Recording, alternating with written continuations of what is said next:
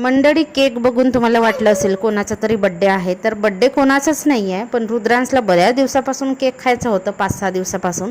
आणि तो सारखा केक केक म्हणून मागे लागत होता. तर रुद्रांशच्या पप्पांनी रुद्रांशसाठीच म्हणजे खायला केक आणलं होतं स्पेशली. आणि ह्याच महिन्यामध्ये 12 तारखेला असतो रुद्रांशचा बड्डे. तरीसुद्धा याची जिद्द, रीतसर केकसुद्धा कट केला आणि सगळ्यांनी मिळून आम्ही केक खाल्लं. नंतर रुद्रांशच्या पप्पांनी चिकनसुद्धा आणलं होतं.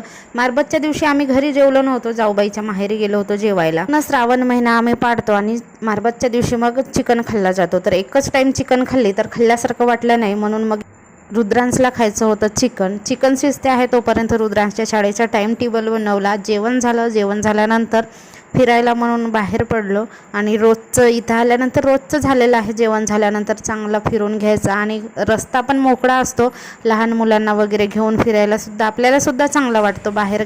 जेवण झाल्यानंतर 7 पावली तर